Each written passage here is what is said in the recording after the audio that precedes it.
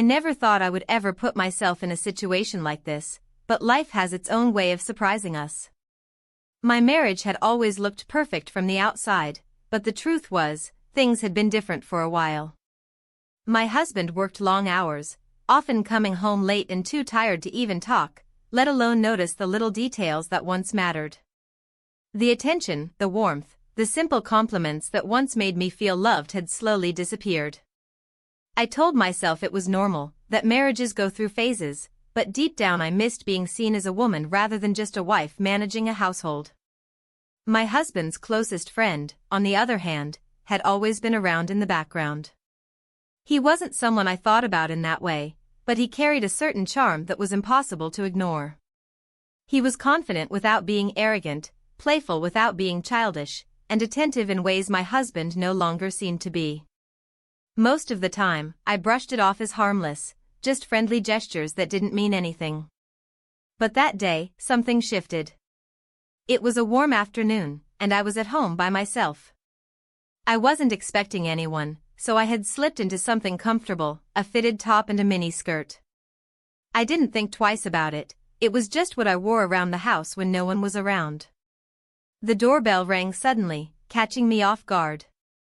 When I opened the door, there he was, my husband's friend, standing there with an easy smile, holding a small bag. He said he had stopped by to drop something off for my husband, and before I could even process, he was already stepping inside.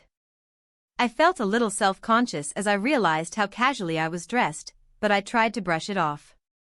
He noticed though. The way his eyes lingered for a moment longer than they should have made me feel something I hadn't felt in a long time. Noticed, seen, desired. I tried to act normal, making small talk as he sat down, but there was a shift in the air I couldn't ignore. What should have been an ordinary visit suddenly felt charged with something unspoken, and though I told myself to stay composed, my heart had already begun to race.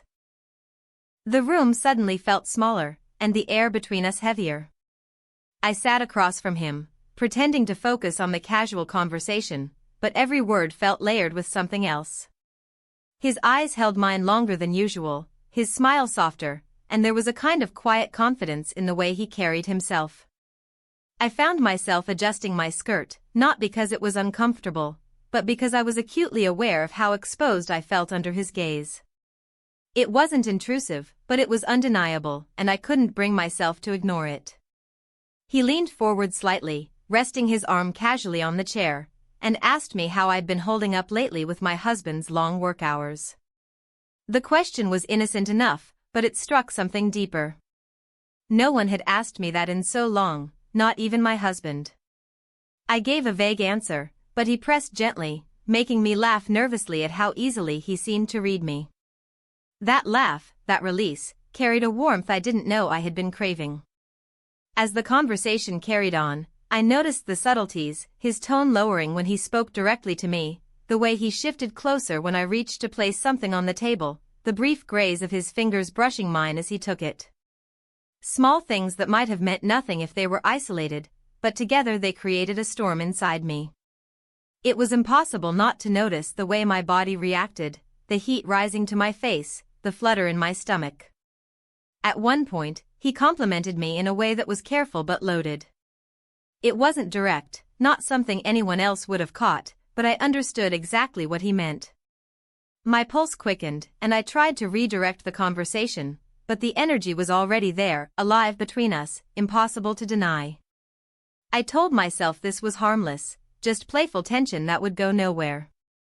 But when I glanced back at him, the intensity in his eyes told me otherwise. The silence stretched for a moment too long, the kind that speaks louder than words. I knew I should stand up, create distance, find an excuse to end the visit, but instead I stayed seated, almost drawn in by the magnetic pull.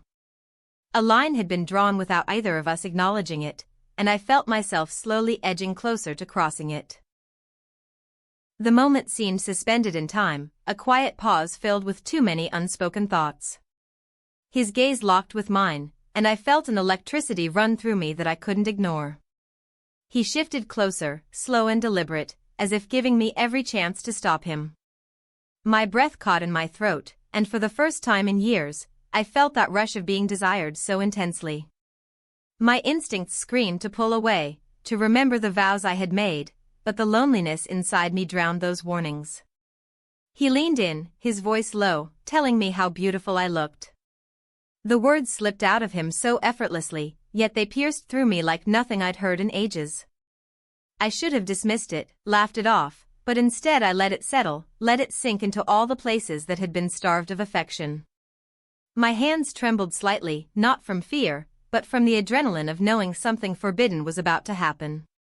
When his fingers brushed against mine again, this time I didn't move them away. That single touch carried more weight than anything else, and in that instant, I knew the line we were standing on. His hand lingered, testing the waters, and I didn't resist. My chest rose and fell rapidly, my heart racing as if it wanted to escape my body. Every inch of me screamed of conflict, yet I stayed frozen, caught between morality and temptation. The silence broke when he whispered that he couldn't help himself. The words hit me with a mixture of fear and exhilaration. I could have said no, could have ended it right there, but instead I sat still, unable to deny how much I wanted to feel wanted again. He leaned in closer, and I let him. The choice was mine, and I didn't stop him. When it happened, it wasn't sudden or rushed. It was slow, deliberate, like both of us knew the risk but had already surrendered to it. My mini skirt, once a casual choice, now felt like the very symbol of this dangerous closeness. In that moment, the world outside didn't exist. The only thing real was the fire that had been ignited between us, and I let it consume me, fully aware that I had just crossed a line I could never uncross. The weight of what I had done settled in almost immediately, pressing against my chest in a way that made it hard to breathe. The silence afterward was deafening, filled with the sound of my racing heartbeat and the thoughts I didn't want to face. He sat there for a moment, his expression unreadable, before quietly straightening himself as if trying to erase what had just happened. I wanted to say something, to fill the void, but the words caught in my throat. Everything I could have said felt hollow against the reality that I had betrayed the one person who trusted me the most. When he finally stood up to leave, his voice was softer, almost apologetic, but there was no denying the intensity in his eyes. He didn't ask me to explain, didn't try to promise anything, and maybe that was what made it worse. It hadn't been planned, it hadn't been spoken into existence, but it had happened, and nothing could take it back. He walked out the door, leaving behind a silence that felt heavier than his presence had been. I sat there, staring at the empty space, my mind replaying every moment, every choice, every breath that led to this point. The thrill that had rushed through me minutes earlier now felt poisoned with guilt. My hands trembled as I held my face, trying to reconcile the woman I thought I was with the woman who had just given in to something so reckless.